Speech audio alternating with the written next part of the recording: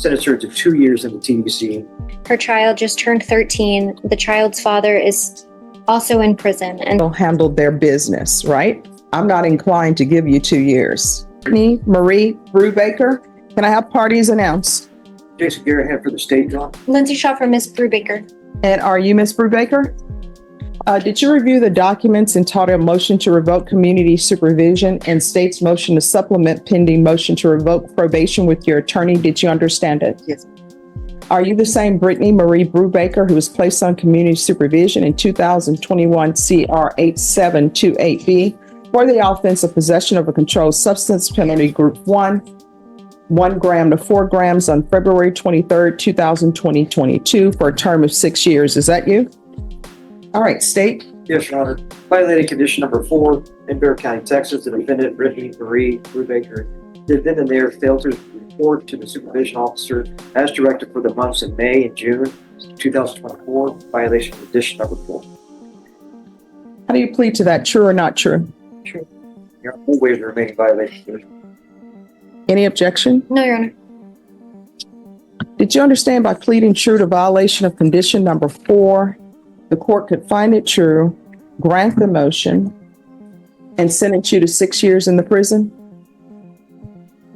You need to speak up. I can't hear you. Yeah. Knowing that, do you still wish to plead true to violation of condition number 4? Court is finding violation of condition number 4 true.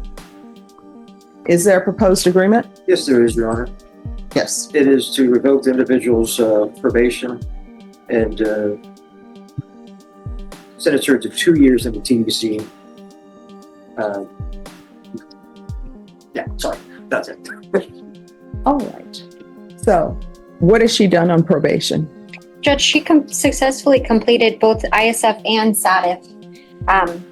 And so she has done that while on probation. And as to her not reporting, I can tell the court she's a single mother. Her child just turned 13. The child's father is also in prison. And so during this time, she's been working full time, and she understands she made the wrong decision to not report to probation, but it was because she was working, trying to have, be able to take care of her child.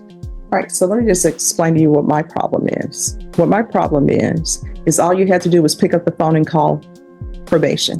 And this is not the first time you've been before the court for not reporting.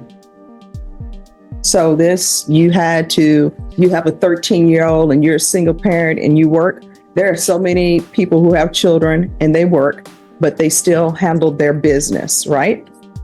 So I'm not going on any of the other allegations in the motion, but there's allegation of marijuana use. There's allegations of amphetamine use. So there's a lot going on here. I'm not inclined to give you 2 years because 2 years for the court in your case is somebody who has successfully completed everything and hasn't been back to the court. 1, 2, I think this is your third motion to revoke. And the first time you had a motion to revoke, it was with a different judge, and they altered and amended your condition for SATIF. Then the next time you had a motion to revoke, that was with me, and it was a violation of condition number 4. And all of these classes that were given when you were not reporting had to do with your drug use. So who is taking care of the 13-year-old now? My sister has him right now. All right. Has them? Has him. Has him? Yes. Okay. All right. This is what the court is going to do. The court is going to sentence you to, the court is finding violation condition number 4 true. The court is going to revoke. The court is going to sentence you to 4 years in the prison, give you credit for any time served, and there's to be no unsupervised contact with minors. All right, we can go off the record. Here's the thing. You have a child, right? Yes, ma'am.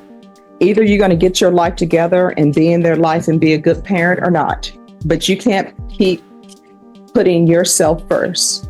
And I always tell people, if you want to be clean and sober, be clean and sober for yourself. But sometimes people don't want to do it for themselves because they like where they are or they can't get out where they are. So if you're not going to do it for yourself, then do it for your child. But don't keep coming in and out of the child's life making promises that you know you're not going to keep. If you got to be the fly-by-night parent, be that fly-by-night parent. I'm the happy-go parent. I'm just coming in to give you gifts, say I love you, and then I leave. But don't come in there trying to make rules because you haven't been there. You haven't been a mom, all right? When you're released from prison, if you can't find a place that can help you maintain your sobriety, if I'm still here, you can come back here. I'll pick up the phone, call somebody to help you. You understand? Yes, ma'am. All right, good luck to you, okay?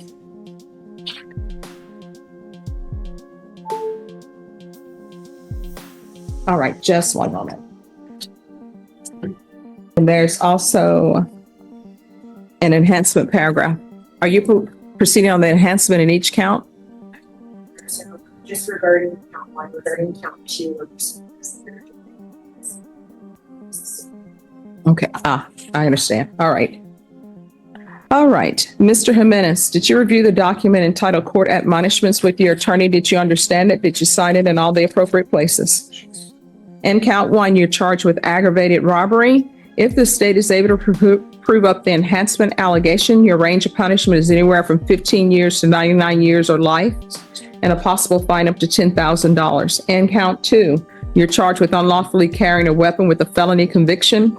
You're charged with unlawfully carrying a weapon with a felony conviction as a third-degree felony. The range of punishment for that offense is anywhere from 2 to 10 years. If you have a plea bargain agreement with the state, the court does not have to follow your plea. If for any reason the court does not follow your plea and gives you more than you bargained for, the fact that you entered a plea will not be used against you, and you will be allowed to withdraw your plea. Did you understand? Did you understand you have a right to jury trial, a right for you or your attorney to cross-examine and confront any witnesses the state would call, and the right to remain silent? Did you understand by entering this plea bargain agreement you were giving up those rights? According to the plea bargain agreement, punishment is to be assessed at 15 years in count one, and in count two, they're not. That is, you're right. Okay. So according to the plea bargain agreement, you're to be sentenced to 15 years in count one, and count two, you're to be sentenced to 10 years. Counts one and counts two will run concurrently. Is there anything, because I'm trying to do it from memory at my first glance of the paperwork. Then to count one, how do you plead? Guilty, not guilty, or no contest? To the enhancement under count one, how do you plead? True or not true? True. To count two, how do you plead? Guilty, not guilty, or no contest? State any evidence. The offer states one attachment. No objections, Your Honor. All right, states, you may be excused. All right, after reviewing states exhibits one and attachments, the court will find there's sufficient evidence to find you guilty of counts one and counts two. The court will find you guilty of counts one and counts two. The court will find the enhancement true based upon your plea of true and based upon states exhibits one and attachments. Are you waiving PSI? Yes, Your Honor. All right. In count one, the court will sentence you to 15 years in the prison. Give you credit for any time served.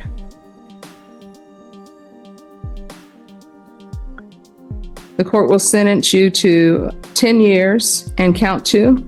Give you credit for any time served. In count one, there's an affirmative finding of deadly weapon. Counts one and counts two will run concurrently. There's a $2,000 fine. Is there anything else with regards to sentencing? Yes, Your Honor. He had a federal case that he got 17 months on. It stemmed. He entered custody on May 12th, 2022, which is 3 weeks after this case. And he's been in continuous custody since. I believe he was released from Karnes County, which is the federal penitentiary, where they're holding him actually on September 24th, 2024. But he has been in continuous custody since May 12th, 2022, so present.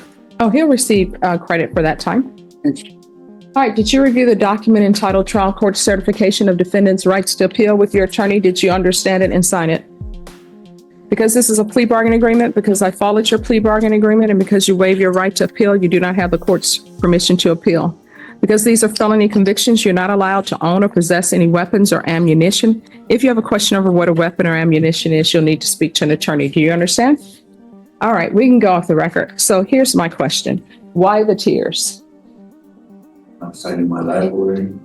Well, I mean, this is your choices.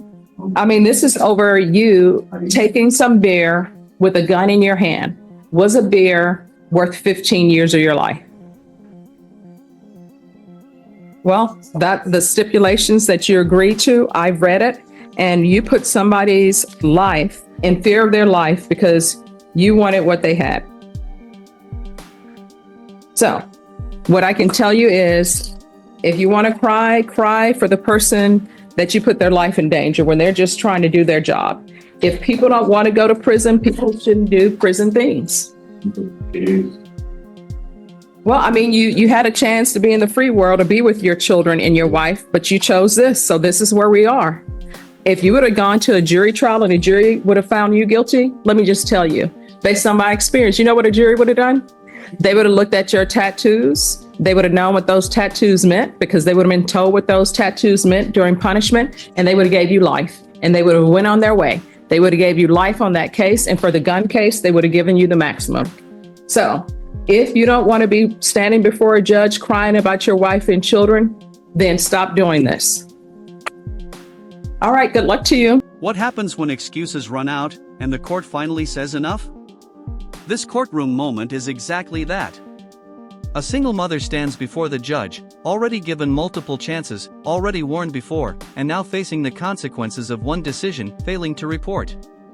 At first, it sounds simple. She was working, trying to provide for her 13-year-old child while the father sits in prison. But the judge isn't buying it. Because in this courtroom, responsibility doesn't pause for hardship. The tension rises as the judge lays it out clearly. This isn't her first violation, not even her second, it's a pattern. Missed reports, prior motions to revoke, and underlying drug-related concerns paint a bigger picture. And then comes the turning point. All you had to do was pick up the phone. That one sentence shifts everything. This isn't just about being busy, it's about choices. The courtroom grows heavier as the judge questions who's taking care of the child now, because in the end, it's not just her life falling apart, it's a child caught in the middle. Then the decision drops, 4 years in prison. Not 2, 4. And just like that, the reality hits. But the judge doesn't stop there. What follows is a brutally honest message about parenting, accountability, and the damage of inconsistency, about showing up only when it's convenient, about promises that never last. The message is clear: you can't keep walking in and out of a child's life like nothing matters. Either step up, or step away. And just when you think it's over, another case unfolds, this time even more serious. Armed robbery. A weapon. Fear forced into an innocent person's life over something as small as beer. And the consequences? 15 years. The judge's words cut deep: if you didn't want prison, you shouldn't have done prison things. No sugarcoating, no sympathy, just reality. In the end, this isn't just a courtroom. It's a mirror. Every decision, every excuse, every missed opportunity leading to one final outcome. And the question left hanging is simple: how many chances are enough before it's too late?